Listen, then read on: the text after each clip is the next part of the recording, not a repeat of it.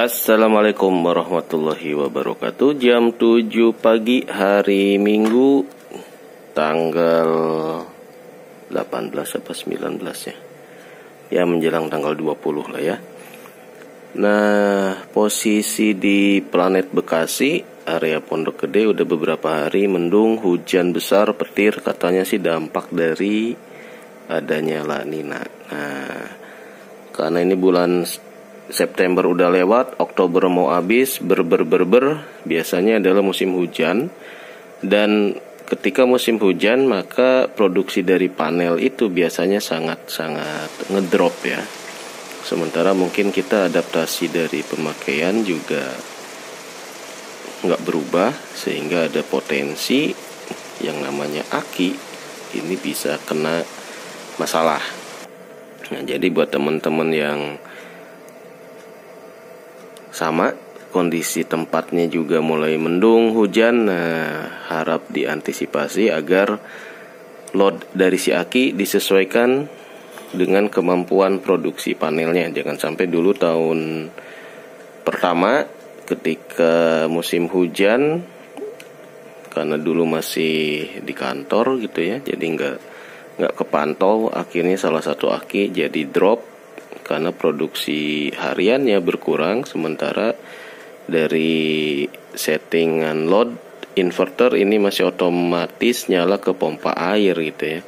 Jadi ini masih ada yang kurang, low voltage DC belum kita pakai dari aki ke inverter. Nah, kalau saya lihat di beberapa postingan di grup di YouTube, ada yang pakai alat tambahan agar ketika si aki itu udah turun di level 12, level 11 atau berapa di setting lah ya. Nah, dia bisa memutus arus dari aki ke inverter. Kenapa? Karena kalau kita ngandelin inverter aja, biasanya aki udah ngedrop, tapi inverter ngebaca masih ada supply dari aki yang kondisinya mungkin lebih bagus ya. Kalau akinya jomplang kayak kemarin, yang satu good, yang satu replace. Nah, yang satu nih udah turun di 10 volt, tapi inverter masih bisa nyala. Kenapa? Karena dia masih disupport oleh aki yang good. Nah, itu yang bikin aki yang goodnya jadi harus di replace juga, katanya begitu. Nah, itu pentingnya kita jajan lagi pakai alat yang katanya bisa memutus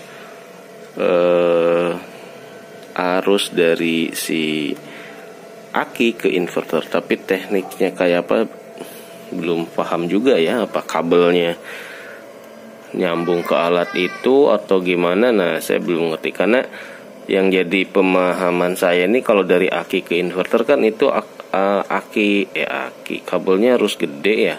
Kalau dia ada alat lagi di tengah-tengah, nah itu kayak apa nyambungnya ya, nggak kebayang gitu. Oke, ini hari ketiga kayaknya ya. Hari pertama uji coba dari Xian Kenzi 12 volt pompa air, kemudian rice cooker, mesin cuci, jet pump, ditambah kompor induksi. Alhamdulillah lancar. Hari kedua agak mendung, jadi nggak terlalu dieksplorasi, hanya untuk ngisi jet pump saja. Nah, hari ketiga sekarang jam 10, jadi baru mau kita aktifkan lagi karena tadi pagi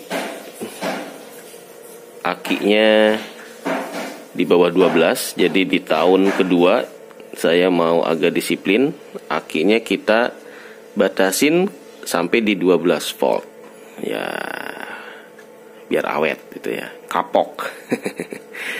Kenapa? Karena untuk eksplorasi kayaknya di tahun pertama udah cukup lah ya eksplorasi kita menguji coba bahwa PLTS itu bisa dipakai buat kompor induksi, buat masak, buat ngirit LPG lah. Nah, biasanya kita paksa tiap hari, paksain diri pakai kompor induksi. Tapi sekarang kalau agak mendung begini, ya sudah, mau nggak mau kompor induksinya kita ganti ke si on grid aja gitu ya, nggak pakai yang off grid. Walaupun produksinya mungkin cuma 200 watt ya, yang penting saya mau ngetes apakah budget untuk pengeluaran dapur, budget LPG yang biasanya butuh 300.000 itu bisa berkurang juga gitu ya. Jadi selain PLN yang sekarang udah turun di level dari 700 malah hampir 800.000 tahun kemarin, sekarang beberapa bulan udah stabil di 200 lah ya, 250 untuk pengeluaran si PLN-nya. Nah, kita tes sekarang untuk total 2 hari kemarin si Sian Kenzi ini terpakai 1,6 watt hours. Jadi 18 jam ya. Ini 18 jam pemakaian kayaknya. Jadi selama 18 jam si Sian Kenzi ini dipakai aman. Jadi pergantian binding post dan penggunaan kabel jumper aki mobil dari aki ke inverter berjalan lancar. Sekarang kita akan nyalakan pompa air jet pump. Udah kosong ternya, 600 watt paling tinggi, 0,5 watt. Oke, bismillah, kita nyalakan jet pump. Kemudian ini lampu indoor, kita matikan dulu, nyetrika kosong. Nah, yang jadi masalah memang kalau hari normal ngisi pompa nyuci itu udah defaultnya jam kerja si Mbok di pagi hari gitu ya, jam 5 dia udah datang, jadi nggak bisa ditunggu. Jadi dengan 2 aki seperti ini, kemudian kondisi mendung, maka si jet pumpnya itu mau nggak bisa dilayani oleh PLTS off grid. Akhirnya main colok PLN lagi, naik lagi tagihan. Nah, itulah susahnya kalau orang rumah nggak mau paham gitu ya, nggak mau paham kalau nyari duit buat PLN itu susah gitu. Jadi nggak mau ngirit, nggak mau digeser jadwal nyuci, jadwal nyetrika. Nah, itu yang bahaya. Jadi harus ada pengaturan kerjasama dari semua anggota keluarga biar pengeluaran hariannya itu turun dan bisa nabung gitu, bisa dihemat duitnya. Oke, kita nyalain ya. 580, 570. Nah, sekarang turun ke 400. Yang 570 ini yang disebut sebagai beban kejutnya dari si pompa Shimizu jet pump ini. Jadi meskipun di labelnya itu katanya cuma 200-300 watt, tapi ya itu mungkin kalau nyedotnya cuma semeter ya. Kalau nyedotnya 30 meter dia wattnya lebih 2 kali lipat. Oke, voltage 12.3, 12.5. Nah, di inverter 12.7. Nah, ini bedanya apa ya? Saya juga belum paham. Jadi hari ketiga ini mudah-mudahan bisa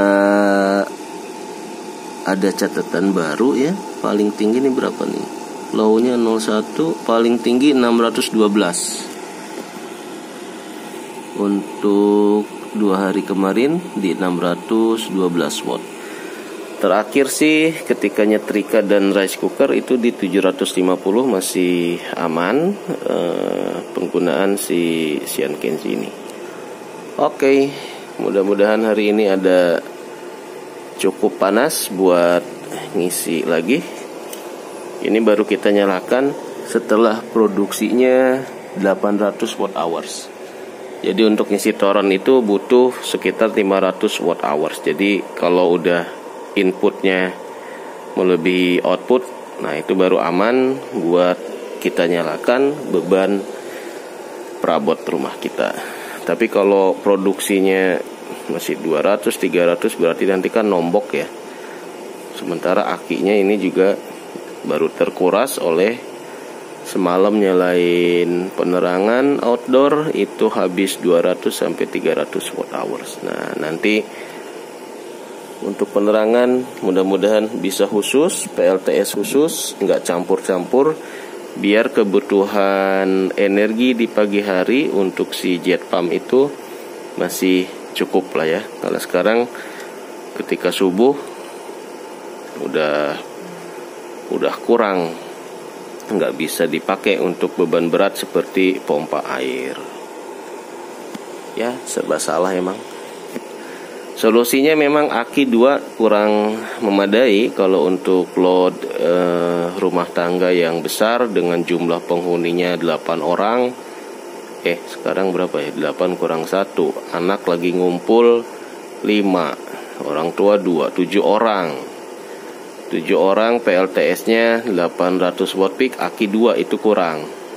Jadi harus nambah aki minimal 3 atau 4, barulah jet pump, mesin cuci itu bisa tercover semua. Tapi kalau di rumahnya cuma keluarga kecil, mungil, bahagia, 2 anak cukup, kayaknya sih cukup ya. Ini kan karena penghuninya banyak, mandi juga 7 orang sekali mandi, tangkinya habis, belum nyuci. Jadi kalau keluarganya cuma yang kerucil-kerucil, masih banyak balita, kayaknya 2 aki saja sudah cukup. Tapi kalau udah keluarga besar, bahagia, jauh dari sejahtera, 2 aki kurang, minimal harus 4 baru aman.